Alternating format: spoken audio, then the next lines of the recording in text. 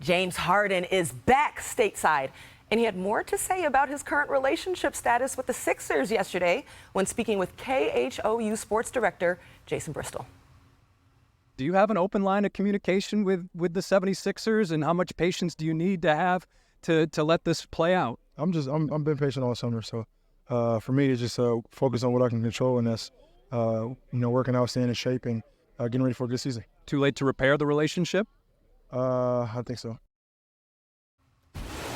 All right, Big Perk joining us for this one. Perk, the 76ers got a new head coach in Nick Nurse. You need some time to implement your system and get everybody building chemistry. So it's important to get this thing resolved. Can you see it being resolved before the start of training camp? It's 101 degrees out here in Houston, Texas, right? That's what James Harden did that interview at, right? And it says severe weather alert, excessive heat warning, meaning that while he's continued to say these things, I'm starting to realize that his brain is fried, right? He has no leverage whatsoever in this situation. When he opted in, and you could correct me if I'm wrong, Ramona, he gave basically up all his rights. And with the new CBA, I'm going to say it for the third time, right? He cannot just show up to work because the Philadelphia 76ers, after 30 days, they can start finding him, right? And then they can also hold his rights and restrict him from becoming a free agent. And to top it off, if he just plays his cards right, guess what? They're going to have, the most cap space next season to be able to pay him if he just go out there and perform. I'm not understanding what James Harden wanted at this point. I understand it's a little tension between him and Daryl Morey, but at the end of the day, if it's about him getting to his bag and getting his lettuce, the only way to do it is to make sure he show up and do the right thing, and that show up in the camp with the right mindset. All right, Tim, I'm going to come to you because we just heard from James, but how is this playing out inside the Sixers organization from everybody else's viewpoint? Look, as soon as James Harden opted in and said he wanted to be traded, they knew there was a very good chance that this could be messy. James Harden has a history. When James Harden says he's quitting on you, believe him. When James Harden says he's going to make it uncomfortable, brace yourself. This is what they feared. This is also what they expected. Now, that doesn't mean you make a bad trade now, but just understand, he has to show up by the CBA. He doesn't have to play hard. He doesn't have to be, a good soldier. And this thing will be ugly. I got to be honest. I watched that interview 5-6 times this morning that James Harden did in Houston, and I thought he almost walked it back. I didn't think he went from saying Daryl Morey is a liar and I will never play for an organization that he's a part of to, I think so.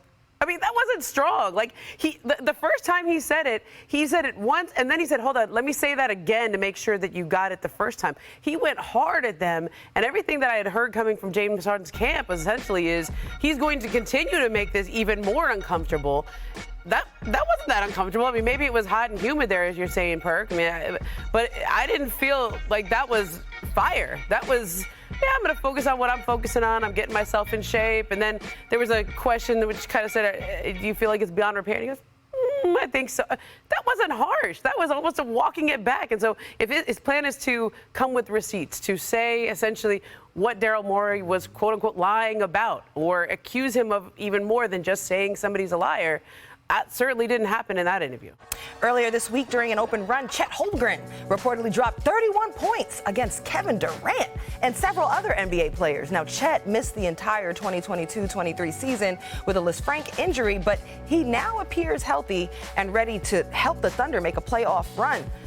So now we bring back Ramona Shelburne, Big Perk, Tim McMahon right here. And what are folks saying around the league about Chet's skill set? I'm wondering who's keeping stats on pickup games. But look, people you talk to around the league, they expect Chet Holmgren's impact as a rookie to be primarily on the defensive end. Now, he looks at a Kevin Durant, at a Brandon Ingram, and these type of players and thinks he can be that long, lean creator. I don't know that the Oklahoma City Thunder need that from him. I'm not saying he shouldn't be trying to work on his game, expand his game, but if I'm coaching the Thunder this year, I'd say, Chet, in the half court, you are on a 3-dribble max.